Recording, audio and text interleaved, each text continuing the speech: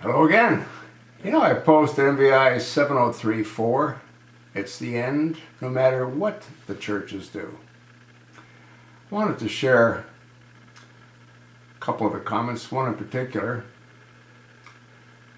The viewer wrote, "Churches and synagogues may be businesses, but more importantly, they serve not only as a glue to societies, they pass down history, tradition, and culture to their flocks. It is because of these three elements that the left needs to destroy them. The left needs to destroy the past to unbalance the people, to make possible the implementation of what they plan to replace it with.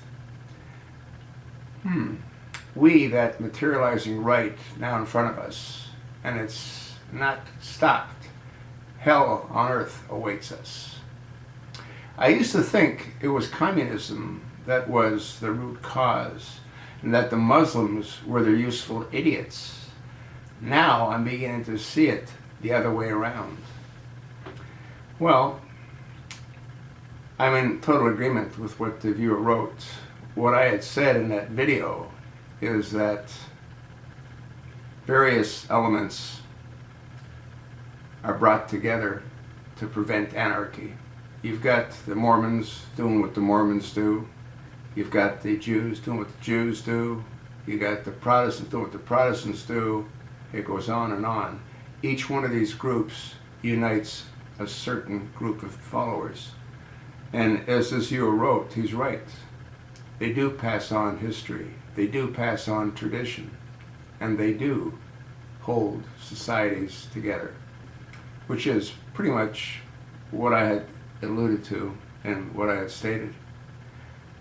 I agree 100%. They need to tear down what we have in order to replace it. And what they want to replace it with is Sharia law.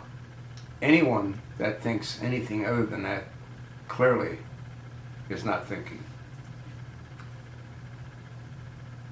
Another viewer wrote, "The Catholics won't concede. This one is not negotiable.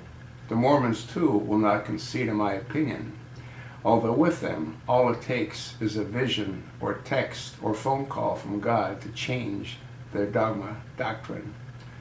I'm not really sure how it works with them." Well, I'd like to believe what the viewer stated, that it's non-negotiable. But remember what I had said about what my friend, who's a devout Mormon, had said about the Boy Scouts of America. He said they will never allow homosexuals into the organization.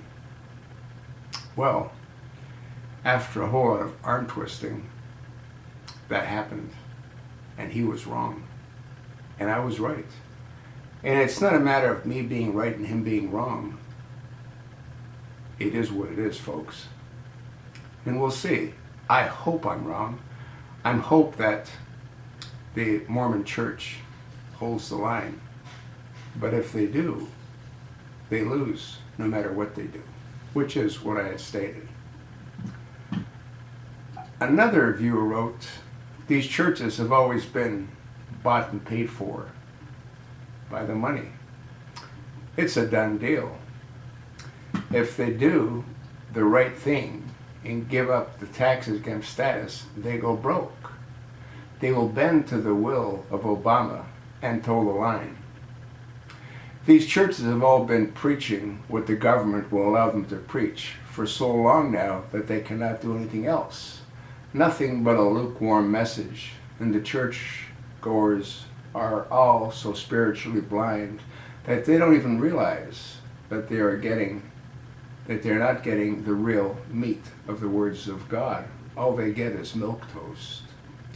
When all of these lukewarm masses have no church to go to in the future, they will be just like Israel was when Moses went upon the mountain to receive the commandments from God. They wasted no time turning to worship Baal and casting a golden bull. The spiritual blind will follow the beast readily.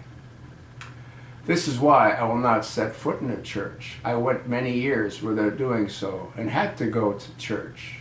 I was raised in my mother's funeral several years ago. It was an ugly experience. During the eulogy, I was called out by name and labeled an unwashed heathen by some preacher I'd never met before. I wanted to get up and punch him in the nose, but my guardian angel would not stop pushing me down in the pew, so I had to sit there and take it like a man. I am sure everyone could see the smoke coming out of my ears, though. A week or so later, I called this preacher on the phone and quizzed him about his message. Not about me, but his spiritual message, because I did not believe in some of the things he said. I did not like his answers and told him that he was misleading the flock. I warned him that these are the end times and he needs to get my friends ready instead of leading them to destruction. He said I was wrong, that these are not the end days. I sit here wondering just how many of my friends from back home are ready and prepared for what is right around the corner. All I can do is pray that their hearts and eyes are open to the truth before it is too late. Folks, so many of you are sitting on the fence, thinking there is plenty of time to make a choice. I have some news for you. It is time for the separating of the wheat. When Jesus kicks the fence down from under you, which side are you going to land on? Well, I've told you a couple of times, actually more than a couple of times, I wish people take the time to not only listen to my video, but to read the comments that many folks make. That's one of the reasons that I do what I do, when I take what I believe, what they said might be of interest to you, and I turn it into a video, knowing that so few people have the time to do what they need to do.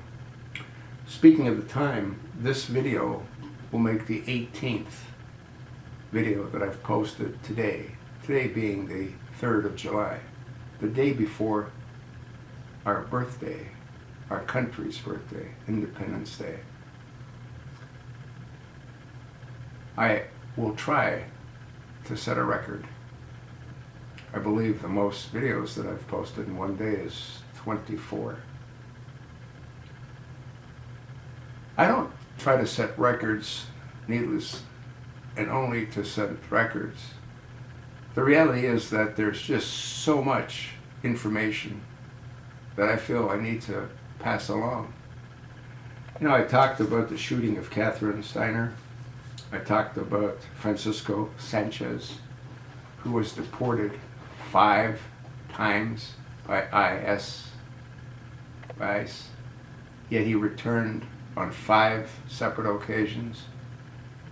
And on the last occasion, he slaughtered an innocent woman right in front of her father's eyes. Can you imagine what her father is going through? Can you imagine what her mother is going through?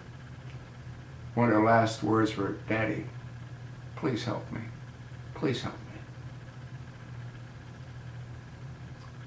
And Barack Hussein Obama, he has 24 hours of protection by the Secret Service, as does Michael, as does Valerie Jarrett. I'm pretty much convinced that we'll find that he's done for Valerie Jarrett what he's done for himself and for Michael and for those 2 daughters that he got from who knows where. He's changed the laws. No big surprise there. The last president to have received 24-hour, 7 days a week security were the Clintons. They still receive it today. They'll receive it until they die. I suspect the Secret Service will be their pallbearers.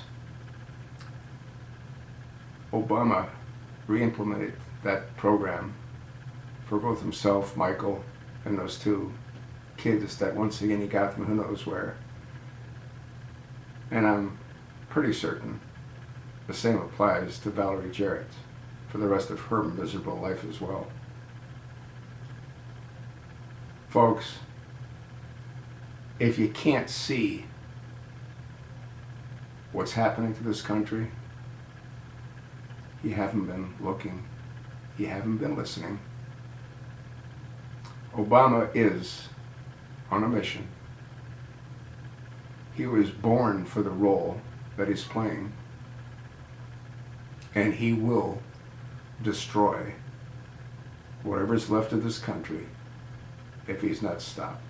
And sadly, there seems no one that can stop him. That's sort of what I think. I've told you what a couple of my viewers think. The question now is, what do you think?